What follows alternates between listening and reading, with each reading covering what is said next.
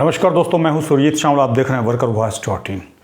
दोस्तों 14 नवंबर 2023 को सहारा इंडिया प्रमुख सुब्रत राय का निधन हो गया है और जिसके बाद लगातार हमारे पास सवाल आ रहा है या फिर अलग अलग न्यूज़ पोर्टल, अलग अलग न्यूज़ चैनल के द्वारा बताया जा रहा है आपको पैसा मिलेगा या नहीं मिलेगा। और इसी को लेकर के आज सेबी के चीफ से सवाल पूछा गया कि उनकी मौत के बाद लोगों को पैसे मिल पाएंगे या नहीं मिल पाएंगे। जिस पे सेबी के चीफ ने क्या जवाब दिया है वो मैं आपको दिखाऊंगा, क्योंकि थोड़ी देर पहले ही हमने एक वीडियो बना करके आपको बहुत सारी जानकारी दी है और साथ ही कल भी इसके ऊपर हमने जानकारी दी थी। लेकिन सेबी के चीफ ने इस पे क्या कहा है ये जानना काफ़ी आपको ज़रूरी है, जिसके बाद कहीं ना कहीं आपको यकीन हो जाएगा कि क्या इससे आपका पैसा मिल पाएगा नहीं मिल पाएगा। और साथ ही उसके साथ ही मैं आपको एक लेटर भी दिखाऊंगा जो कि सेबी के पास से हमारे पास आया था। ये आप ऐसे करके देखिएगा तो आपको ये दिखेगा। और ये लेटर जो है ये आया था 2022 में, 29 अगस्त 2022 को आया था। और इसमें पूरा काला चिट्ठा लिखा हुआ है सहारा इंडिया का, जिसका जो मुख्य पॉइंट है वो मैं आपको बताने जा रहा हूं। और उसके साथ ही मैं आपको सेबी चीफ का बयान भी अपने मोबाइल में सुनवाऊंगा, इसीलिए ध्यान से सुनिएगा। और अगर आप कमेंट्स करके बताएंगे तो मैं कोशिश करूंगा इस लेटर का कॉपी भी आपको दे दूं, ताकि आप खुद से भी पढ़ सके जो लोग अंग्रेजी पढ़ना जानते हैं, क्योंकि ये अंग्रेजी में ये पूरा पत्र है।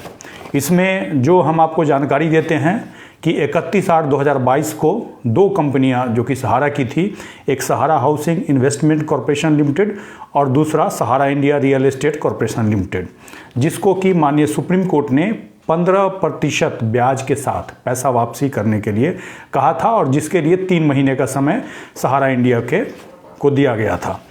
और इस जो पैसा जो रिटर्न होगा आपका उस समय जो हुआ था उसके लिए भी एक रिटायर्ड जज थे BN अग्रवाल, जिनको अपॉइंट किया गया था, जिनके देख रेख में ये पैसा वापस होना था। आप लोगों को गुमराह किया गया और आप लोगों का पैसा कन्वर्ट कर दिया गया। उसी समय की बात है। सेबी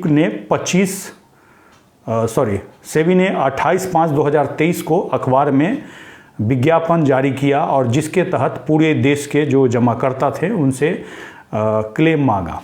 और उसके बाद सेबी के पास 19,650 एप्लीकेशन प्राप्त हुए, जो कि हमारे पास जो लेटर आया है इसमें लिखा हुआ है वही बता रहा हूँ।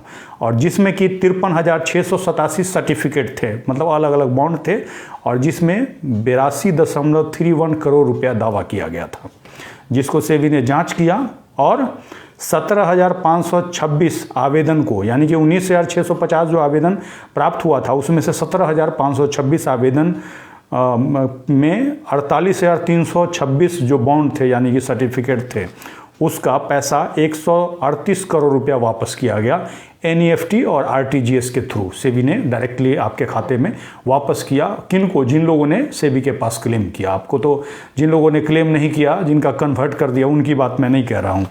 और साथ ही सहारा इंडिया को कितना पैसा जमा करना था सेबी के रिफंड खाते में वो भी इसमें लिखा हुआ है। कुल पैसा था 25,781.37 करोड़, जो कि 25,000 करोड़ के अप्रॉक्स हो गया। और जिसमें सहारा ने 15,506.81 करोड़ रुपया ही जमा किया था। तो इसी की वजह से आपको याद होगा कि कोर्ट का आदेश नहीं मानते हैं तो इनको तिहाड़ जेल में बंद कर दिया गया था 4 मार्च 2014 में। और उसके बाद ये पेरोल पे बाहर आए थे। 6 मई 2016 को इनकी माता छवि राय की मृत्यु हो गई थी और उनके अंतिम संस्कार में भाग लेने के लिए बाहर आए थे। उसके बाद ये अंदर गए ही नहीं, बाहर ही रहे और ये पूरा कन्वर्जन का खेल चलता रहा। अब सवाल ये है कि इनकी मृत्यु हो गई है और इसके बाद बहुत सारे जो जिनका पैसा जमा है, पैसा फंसा हुआ है, वो लोग परेशान हैं कि उनका पैसा मिल पाएगा या नहीं मिल पाएगा। इसके बारे में हालांकि हमने अपने तरफ से जानकारी दे दी है, लेकिन हमारे पास जैसे ही हमारी नज़र पड़ी ये वाला न्यूज़ पे तो मैंने सोचा कि आपको सुनवाता हूँ कि जो सेबी की चीफ है माधवीपुरी बुच, जो कि जिन्होंने न्यूज़ को क्या बताया है, सुनिएगा। जो सहारा मैटर है वो तो एक एंटिटी के साथ था, पूरा सहारा ग्रुप के साथ और उनके इन्वेस्टर्स के साथ। तो एक आदमी के रहने या गुजर जाने से वो पूरा मुद्दा खत्म नहीं हो जाता। जो इन्वेस्टर्स हैं जिनको अपना पैसा मिलना चाहिए वो तो आगे जाके चलता है। तो बस मैं आपको इतना ही सुनाना चाहता था। इन्होंने यही कहा कि किसी एक आदमी के ख़त्म हो जाने से ये पूरा मैटर ख़त्म नहीं होता, क्योंकि पूरा एक सहारा ग्रुप है, इसमें बहुत सारे डायरेक्टर होंगे, तो इसीलिए जिनका पैसा फंसा हुआ है उनको निराश होने की ज़रूरत नहीं है। हमारी लड़ाई जब तक चलती रहेगी तब तक पैसा मिलने का चांस है। जब आप चुप बैठ जाइएगा तब जा करके आप सोचिएगा कि पैसा आपका डूब गया। एक बार मैं फिर से सुनाना चाहूँगा। ये सेवी की चीफ हैं माधुरी पुरी बुच, इनका नाम है, सर्च कर सकते हैं। मैटर तो देखिए, वो जो सहारा मैटर है वो तो एक एंटिटी के साथ था, पूरा सहारा ग्रुप के साथ और उनके इन्वेस्टर्स के साथ। तो एक आदमी के रहने या गुजर जाने से वो पूरा मुद्दा खत्म नहीं हो जाता है। जो इन्वेस्टर्स हैं जिनको अपना पैसा मिलना चाहिए वो तो आगे जाके चलता है।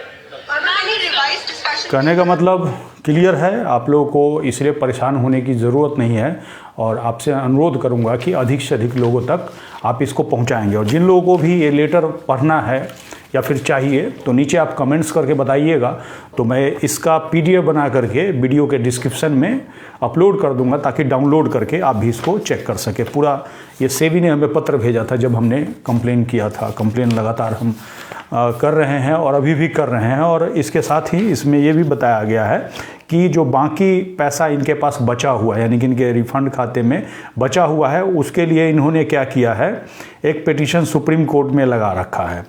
और 21/10/2021 को इन्होंने फर्दर डायरेक्शन के लिए लगाया, जो कि माननीय सुप्रीम कोर्ट के अंदर अभी भी पेंडिंग है। जिनके पास भी जो पेपर है, चाहे वो Sahara Housing Investment Corporation Limited का है या फिर Sahara India Real Estate Corporation Limited का है, तो ऐसी स्थिति में अगर आपके पास ये वाला बॉन्ड पेपर है तो कम से कम एक कंप्लेन, एक एप्लीकेशन आप सेवी के मुंबई कार्यालय में भेज करके ज़रूर रखें, ताकि उनके रिकॉर्ड में ये जाए कि आपको पता नहीं चला या फिर आपको नहीं पता था, जिसकी वजह से आप क्लेम नहीं कर पाए। क्योंकि जो इस लेटर में दावा किया गया है 2018 तक इन्होंने पैसा वापस किया है, और जो जिन लोगों ने पैसा नहीं इनसे मांगा या क्लेम नहीं किया उसके लिए फर्दर डायरेक्शन के लिए कोर्ट के अंदर गए हुए हैं।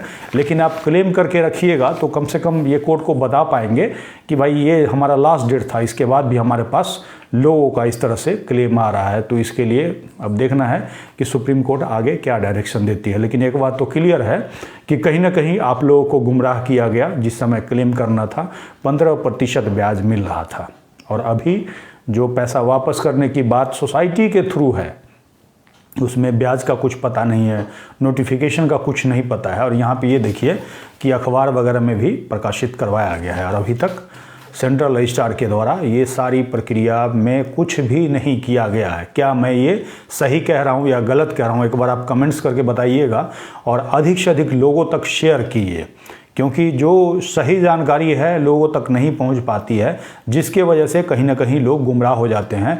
और अभी भी बहुत सारे न्यूज़ वाले आपको यही बताएंगे कि आपका पैसा डूब गया या फिर उसके मरने के बाद चैप्टर क्लोज हो जाएगा। बहुत सारे लोग ऐसा आपको कह रहे होंगे, तो इसीलिए इस तरह से आपने देख लिया होगा कि सेवी प्रमुख ने क्या कहा है, और आगे भी कोई जानकारी आएगी तो हम आप तक लेकर के आते रहेंगे। इसके साथ ही विदा लेता हूँ, जल्द ही एक नई जानकारी के साथ मिलते हैं। धन्यवाद।